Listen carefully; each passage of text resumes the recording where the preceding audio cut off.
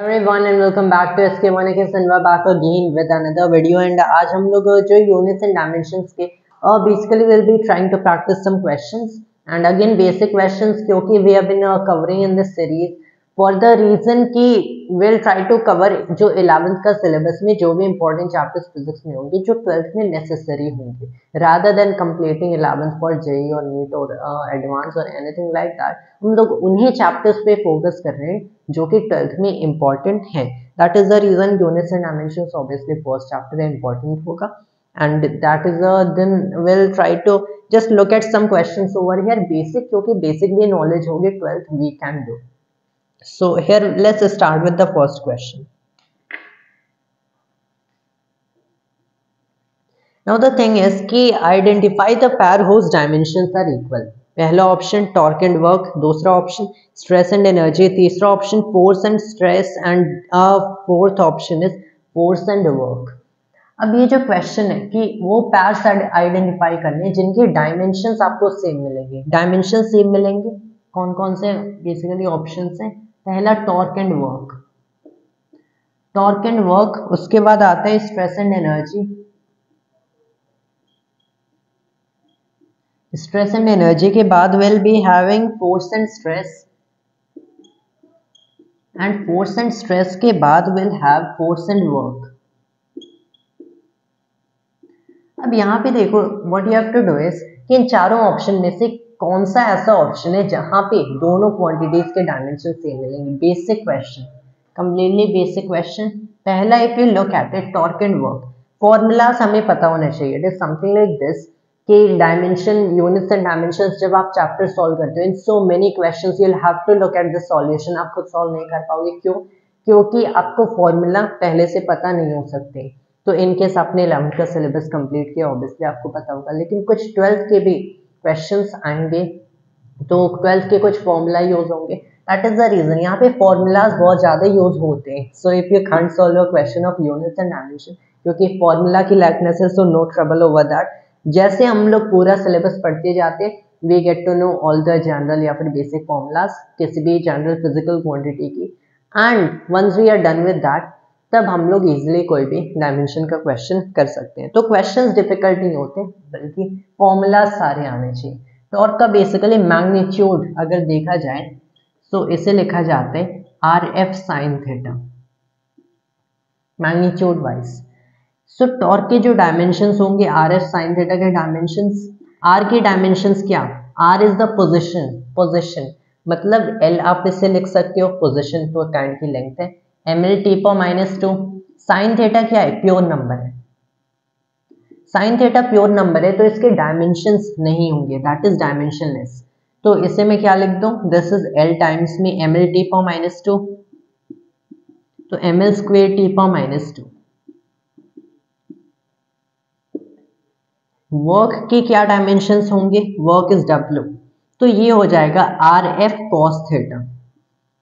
Now if you look at it यहाँ पे RF क्या है, यहाँ पे R is not position but the change in position displacement. तो इसको बेटर लिख देते हैं डेल्टा R मतलब डिस्प्लेसमेंट F cos थीटा. अब आप यहाँ पे देखो तो basically this is displacement, obviously displacement है वो भी काइंड की लेंथ है, पोजीशन है वो भी काइंड की लेंथ है. तो ये भी लेंथ ही हो गया. ये ml t पर -2 है.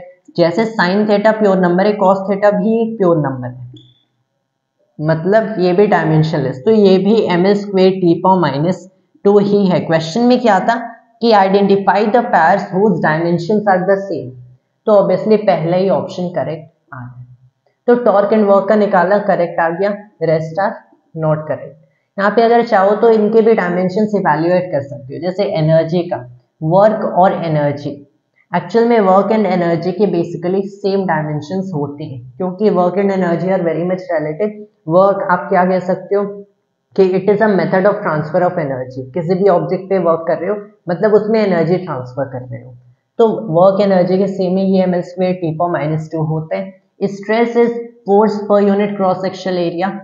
तो यहाँ पे आप देखो ये हो जाते हैं ml पर -1 t पर -2. फोर्स हमें पता है ml पर -1 t पर -2. स्ट्रेस मैंने लिख दिया, फोर्स वर्क. तो सारे डायमेंशंस फिर आते हैं आप देखो तो this is the only correct option. We can move on now to the next question. ये हमारा आंसर आ गया, option A is the correct ones. तो नेक्स्ट क्वेश्चन देखें, यहाँ पे है कि dimensions of 1 by mu not epsilon not where symbols have their usual meaning are. यहाँ पे एक आपको टर्म मिल रहा है 1 by mu not epsilon not. What is this? Now अगर हमें म्यू नॉट एप्सिलॉन नॉट के डायमेंशंस आते हैं, मल्टीप्लाई करो फिर उनका इनवर्स करो, ये हमें मिल जाएगा। That is one way to solving this problem.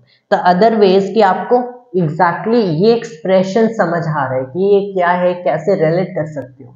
Electromagnetic waves में आप ये फॉर्मूला पढ़ोगे कि C equals 1 by under root of mu not epsilon not, where C is the speed of light in vacuum. Light की जो vacuum में speed होती है उसे लिखते हैं 1 by root of mu not epsilon not, जहां पे म्यू नॉट लिखा जाता है permeability of free space and epsilon not is the permittivity of free space.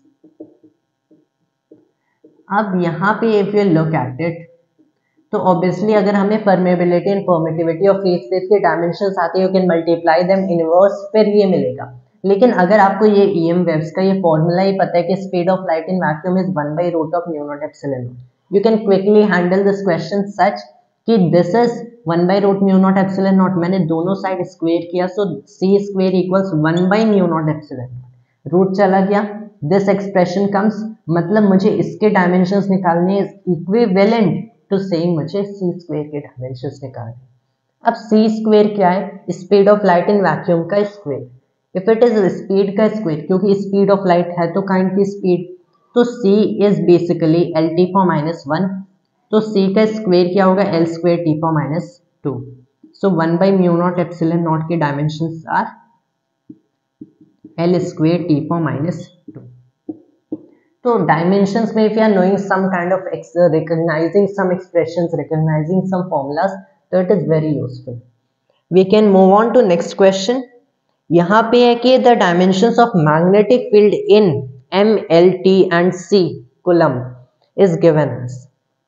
Now इस क्वेश्चन में अगर आप देखते हो मैग्नेटिक फील्ड के डायमेंशंस बताने हैं, magnetic field represented by B, किसमें किसमें? M, L, T and C.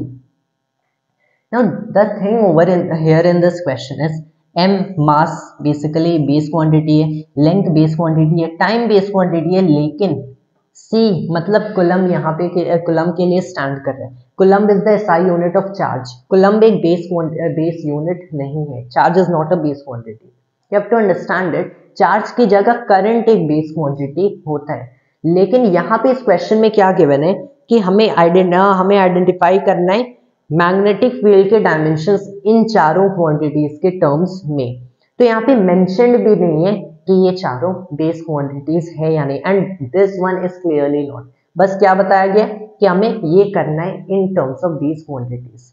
तो the thing that you have to do is, मुझे बेसिक सा एक फॉर्मूला चाहिए, वहां पे करंट आएगा तो करंट को मैं चार्ज से रिप्लेस कर दूंगा by the relation between current and charge. अगर मुझे चार्ज के ही टर्म्स में एक फॉर्मूला पता है, so no need to replace that by current, मैं सीधे चार्ज के टर्म्स में ही इसके डायमेंशंस लिखूंगा। दैट इज दिस फॉर्मूला सीधे सीधे कर सकते हैं, F इक्वल्स QVB। एक्चुअल में QVB साइन थीटा होता है, but I am just ignoring sine theta. If you want you can also right sine theta. Magnitude wise एक चार्ज अगर Q अगर वेलोसिटी V से एक मैग्नेटिक फील्ड B में move करता है, तब इस पे जो फोर्स लगेगी magnetic force, it is given by QVB sin theta. Theta is the angle between velocity and magnetic field. तो यहां से मुझे क्लियरली मिल रहा है, साइन थीटा को हटा दो तो क्योंकि डायमेंशनलेस है, B के डायमेंशंस विल बी फोर्स के डायमेंशंस ओवर QV के डायमेंशंस। तो Q को मैं सीधे अब C लिखूंगा, not replace it with current, या फिर करंट से रिलेट नहीं करना है। तो it will be clearly MLT power minus 2 over में ये C मैंने लिख दिया, LT पे पावर माइनस 1 हो गया।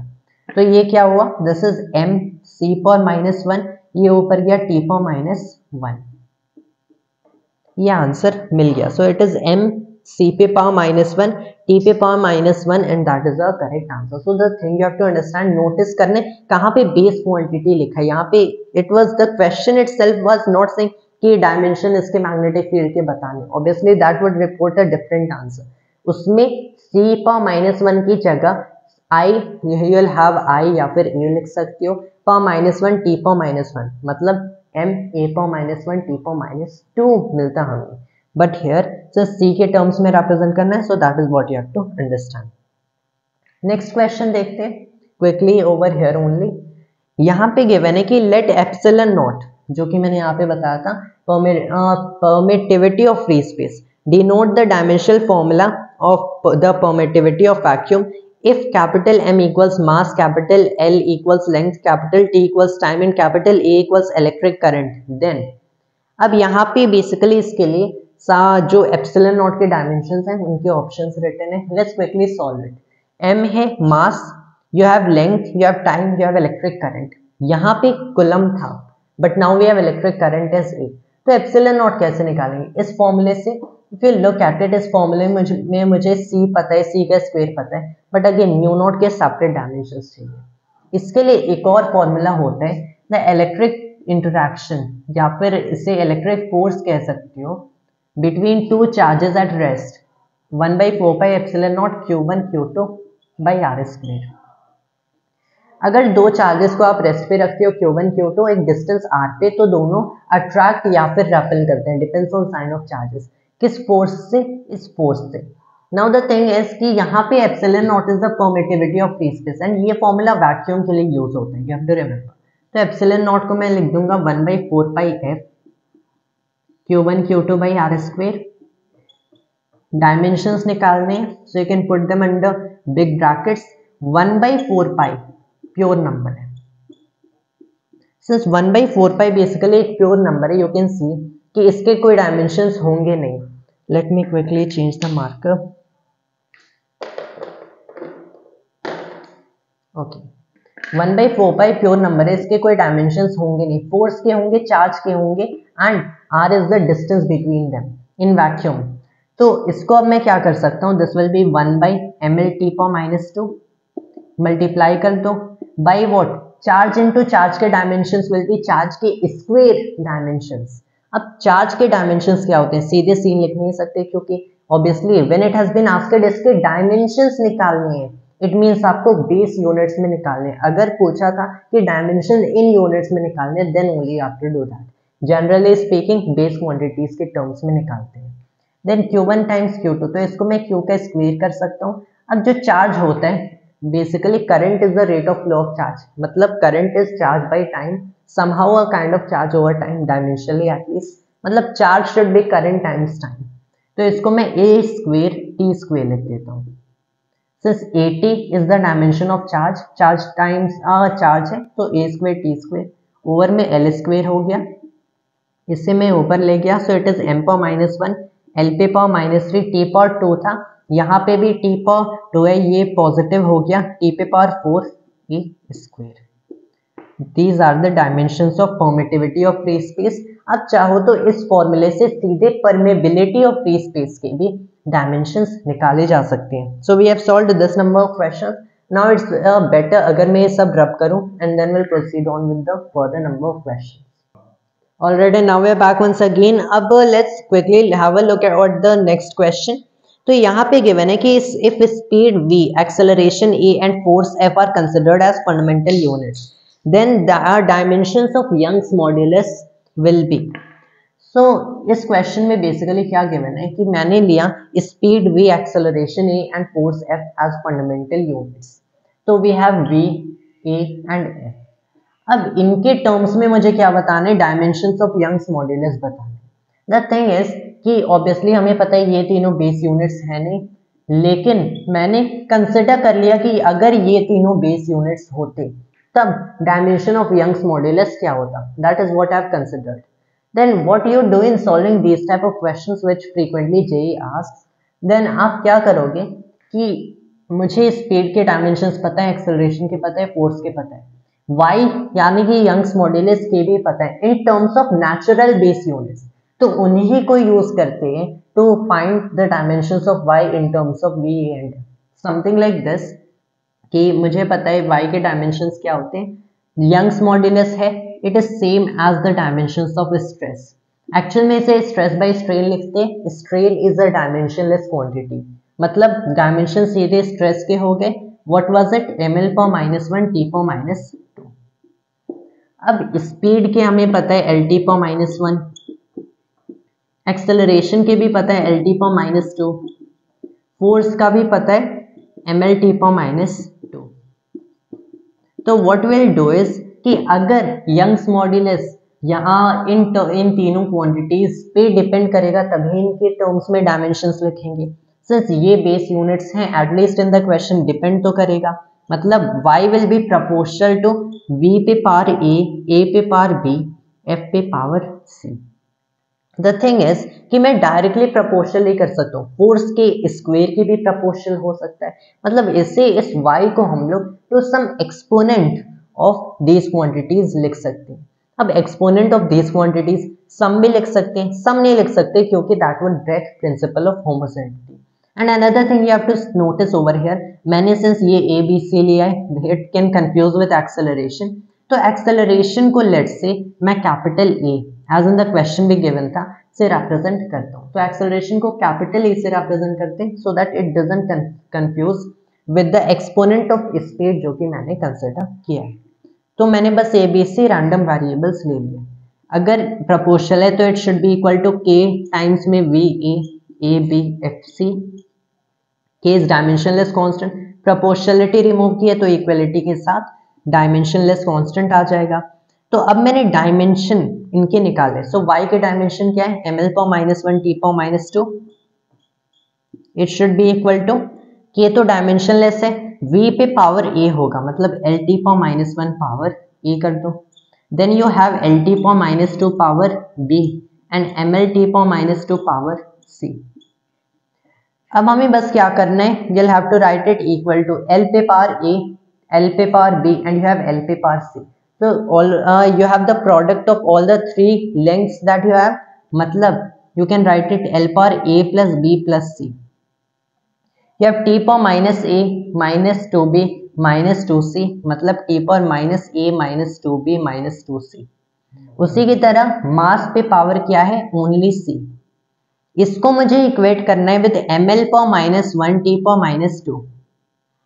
तो अब मैं बेसिकली क्या करूंगा, जो भी मेरे लेट्स से मास है तो मास के इस साइड के एक्सपोनेंट को मैं इस साइड के एक्सपोनेंट से कंपेयर करूंगा. Length I will be doing same, time same, क्योंकि मास को लेंथ से कंपेयर करेंगे नहीं तो ऑब्वियसली टाइम को मास से कंपेयर करेंगे नहीं. Now if we try comparing them, यहाँ पे मास है, मास पे पावर 1, यहाँ पे dimension of mass is c तो ऑब्वियसली इक्वल होना चाहिए. m power 1 should be equal to m power c मतलब c की वैल्यू 1 होनी चाहिए. वैसे ही next equation that we can get, length को कंपेयर करते हैं. इस साइड लेंथ पे -1 है, इस side a plus b plus c. तो you have a plus b plus c should be equal to -1. Time को -2 इक्वल्स -a -2b -c. अब यहाँ पे इफ यू लुक c की वैल्यू मुझे पता है. Then I am remaining with two variables a and b and two extra equations. तो obviously दो वेरिएबल है, दो इक्वेशंस है, सॉल्व तो कर सकते हैं. What I can do is कि दोनों इक्वेशन को मैं ऐड करूंगा, a एलिमिनेट हो जाएगा मतलब एक ही वेरिएबल बचा क्योंकि c की वैल्यू तो पता है. तो हियर आई कैन डू कि b यहाँ पे अब मैं क्या कर सकता हूँ कि here you will have b -2b मतलब ये -b हो गया, माइनस में c -1 -2 should be equal to -3 मतलब -b किसके इक्वल हुआ? -3 प्लस में c which is clearly c की वैल्यू 1 तो -2, b की वैल्यू 2 आ गई. तो c 1 है, b 2 है, a की वैल्यू क्या होगी? a प्लस में अब b क्या है? 2 है, c 1 है -1. a प्लस 3 इज -1 मतलब a की वैल्यू भी क्या होनी चाहिए? If you bring this side -4 होनी चाहिए.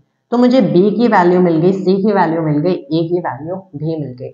What I'll do now is मुझे डायमेंशंस निकालने हैं. तो y के dimensions should be equal to k तो डायमेंशनलेस है, v power a dimensions, a power b and f power c के डायमेंशंस. तो it will be clearly equal to y को मैं लिख सकता हूँ lt पर no you want write it lt पर -1 v ही लिखेंगे क्योंकि v a एंड f के टर्म्स में लिखना था. v पे पावर -4 हो गया, एक्सेलरेशन पे पावर 2 हो गया एंड फोर्स पे पावर ओनली 1. तो ये हमें फाइनल आंसर मिल रहा है. The dimensions of Young's modulus.